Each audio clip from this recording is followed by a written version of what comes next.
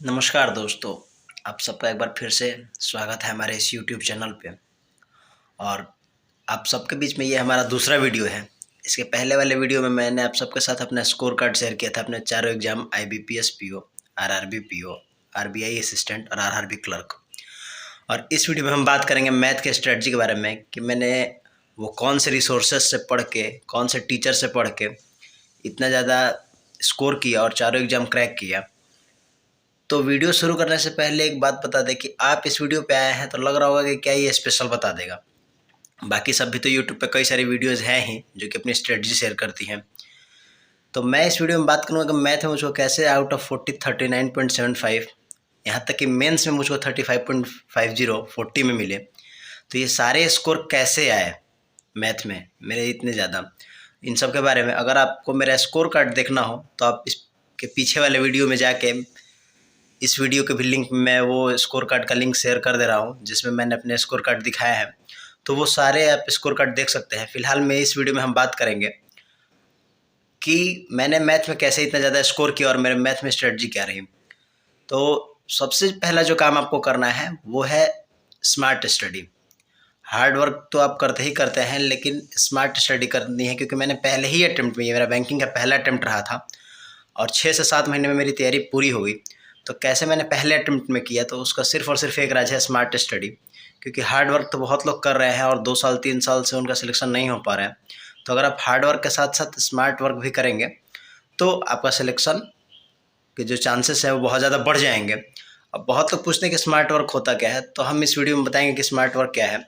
Smart work का मतलब हुआ कि आपको सबसे पहले तो एनालिसिस करना है सारे एग्जाम्स का, जितने भी एग्जाम्स होते हैं बैंकिंग में, चाहे SBI PO हो, चाहे SBI क्लर्क हो, IBPS PO हो, IBPS क्लर्क हो, जितने भी एग्जाम्स होते हैं उन सबको एनालिसिस करना है और देखना है कि प्रीलिम्स में किस लेवल के क्वेश्चंस आते हैं, मेंस में किस लेवल के क्वेश्चंस आते हैं। अच्छे से प्रीवियस ईयर पेपर्स को देख के, उसका सिलेबस देख के, तब जब अच्छे से ये दोनों चीज़ें देखने के बाद आप अपने स्ट्रॉन्ग पॉइंट जानिए, आप अपने वीक पॉइंट जानिए। ये सब अच्छे से एनालिसिस करने के बाद और फिर उसके बाद आप प्रिपरेशन स्टार्ट करिए। कहने का मतलब ये है कि अगर बस 6 महीने हैं तो कम से कम 1 महीने आप अपने आप को एनालिसिस करने में लगाइए, ताकि पता चल सके कि आप कहाँ पे स्ट्रॉन्ग है, कहाँ पे वीक है, आपका अर्थमेटिक स्ट्रॉन्ग है कि नहीं, आपका DI स्ट्रॉन्ग है या वीक है, आपको पता चल सकेगा और तब जाके आप प्रिपरेशन स्टार्ट करेंगे। और मैं इस वीडियो में बाकी सब वीडियो से अलग कुछ ये करने वाला हूँ कि मैं प्रैक्टिकल PPT के थ्रू आपको पूरा समझाऊंगा कि कैसे कौन से टॉपिक क्या अटेम्प्ट करने हैं। मैथ में जैसे पता है सबको कि 5 टॉपिक है, तो पांचों जो मेन टॉपिक है उसको कैसे अटेम्प्ट करने हैं। उसके अलावा टीचर और रिसोर्सेज के बारे में बात करेंगे। मैंने जो भी टीचर और रिसोर्सेज यूज किए थे वो सब फ्री ऑफ कॉस्ट थे। मैंने कहीं से कोई पेड कोर्सेज, पेड PDF या पेड टीचर से नहीं पढ़ा था, सारा का सारा फ्री ऑफ कॉस्ट था। तो उन सारे टीचर्स के बारे में बात करेंगे और जानेंगे कि कैसे मैंने ये स्कोर किया और आप भी ये स्कोर करके बैंक में सिलेक्शन ले सकते हैं।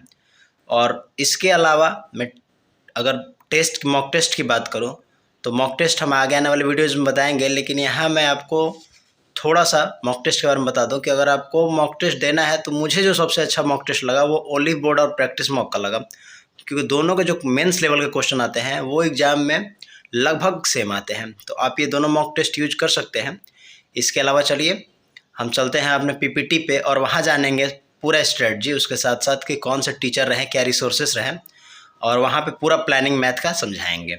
चलिए चलते हैं PPT पे। तो हम आ चुके हैं अपने PPT पे और इसमें हम सिर्फ आपको स्मार्ट स्ट्रेटजी ही नहीं बताएंगे, इसमें वो टीचर, वो फ्री रिसोर्सेस, उन सब चीज़ों के बारे में बात होगी। क्योंकि मैंने कह दिया कि अब ये वीडियो आखिरी होगी जिसको देखने के बाद आपको कहीं जाने की ज़रूरत नहीं है। तो इसमें वो सारे फ्री रिसोर्सेस, वो सारे टीचर की भी बात होगी जिनसे मैंने पढ़ा और फ्री में पढ़ा, आपको अलग से कहीं जाने की ज़रूरत नहीं है। तो सबसे पहले हम अपने पूरे के पूरे मैथ सेक्शन को इन 5 हिस्सों में बांट लेंगे, क्योंकि यही 5 सेक्शन आते हैं: DI, arithmetic, number series, simplification, quadratic equation. ये 5 टॉपिक मिलके, बड़े बड़े टॉपिक मिलके पूरे के पूरे मैथ के क्वेश्चंस तैयार करते हैं, चाहे वो प्रीलिम्स हो चाहे मेंस हो।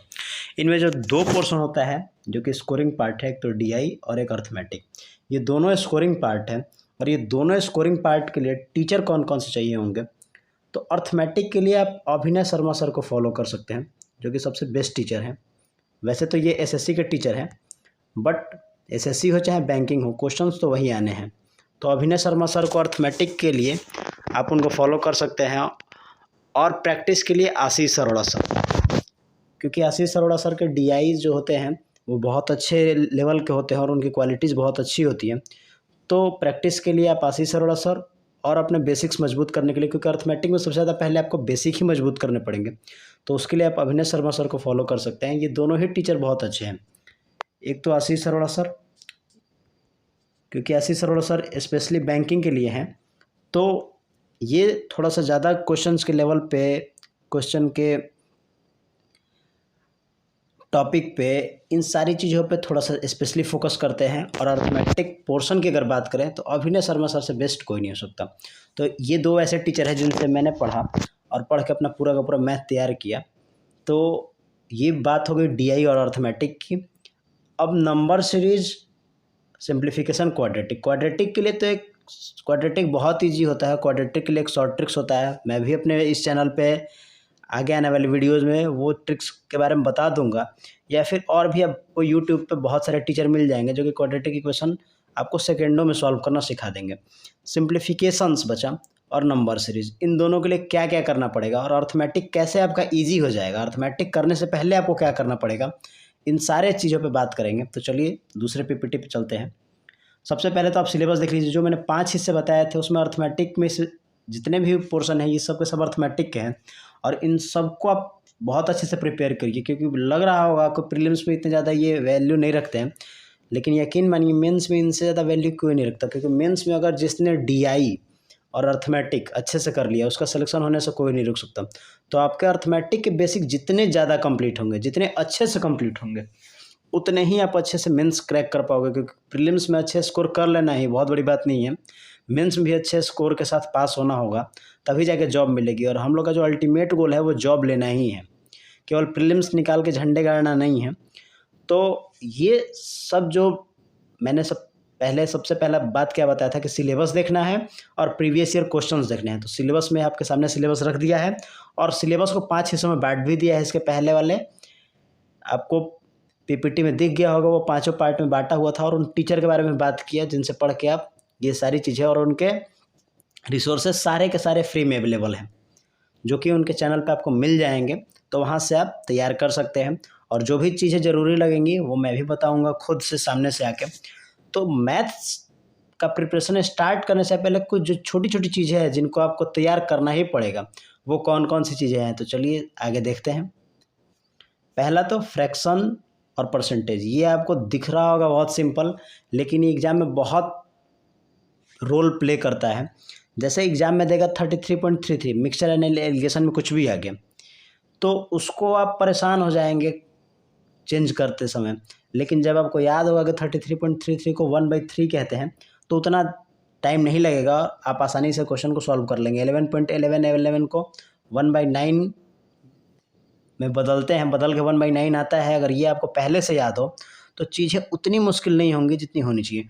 आपको पता होना चाहिए कि 22.22 का जो मतलब है वो 2/9 होता है। अगर ये सारी चीज़ें आपको पता रहेंगी पहले से, तो जो आप टाइम खर्चा करेंगे, क्योंकि 20 मिनट मिलता ही है मैथ में, तो 20-20 मिनट रहते हैं तीनों पोर्शन के लिए, तो आप जितना समय ज़्यादा से ज़्यादा बचा सको। तो एक तो फ्रैक्शन टू परसेंटेज और परसेंटेज टू फ्रैक्शन, ये आपको चेंज करना आना चाहिए।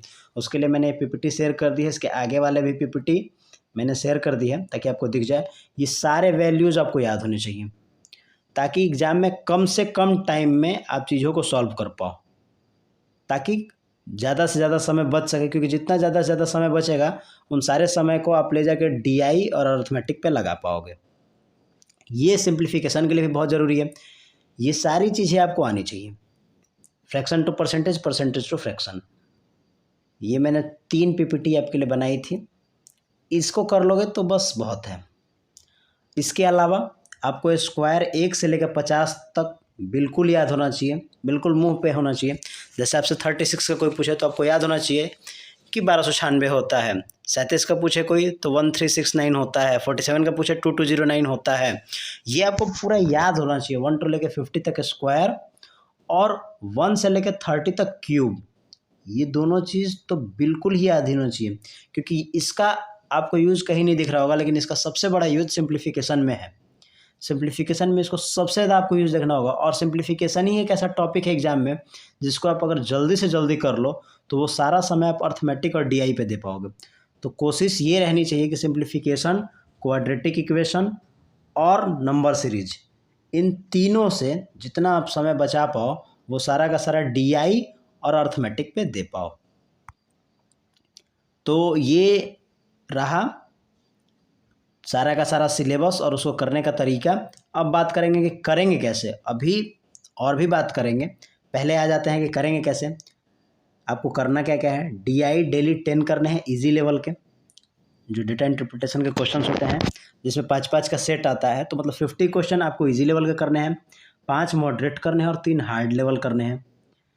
इसके अलावा क्वाड्रेटिक क्वेश्चन 20 करना है। क्वाड्रेटिक के लिए मैंने पहले ही बता दिया कि वो शॉर्ट ट्रिक आपको आने चाहिए, मतलब सेकेंडों में आपको आना चाहिए देख के कि ये छोटे छोटे ट्रिक होते हैं जो कि आप कहीं भी यूट्यूब पे आपको मिल जाएगा, और नहीं मिलेगा तो मैं भी अपने इस चैनल पे आके आपको वो ट्रिक्स बता दूंगा।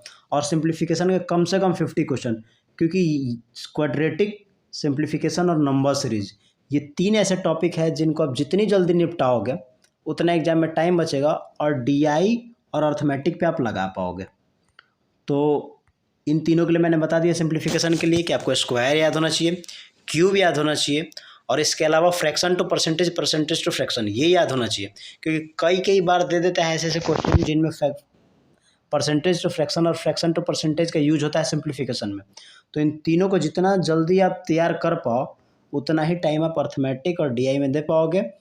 और अब लास्ट पॉइंट पे आ जाते हैं कि कैसे कैसे करना है। तो सबसे पहले आपको बता ही दिए कि नंबर सीरीज के कम से कम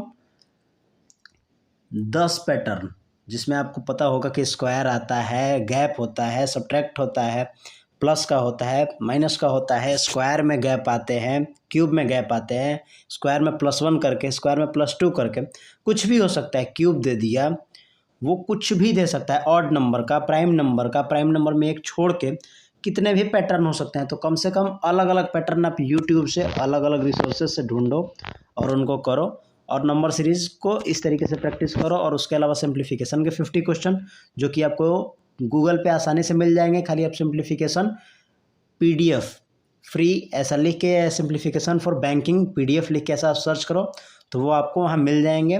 तो कुछ नहीं करना है। और इसके अलावा बच गया अर्थमेटिक और डीआई। तो अर्थमेटिक के लिए मैंने टीचर आपको बता ही दिया, अभिनय शर्मा सर है, उनसे आप बेसिक कंप्लीट करो और आशीष अरोड़ा सर से प्रैक्टिस करो। और डीआई के लिए सबसे बेस्ट टीचर आशीष अरोड़ा है।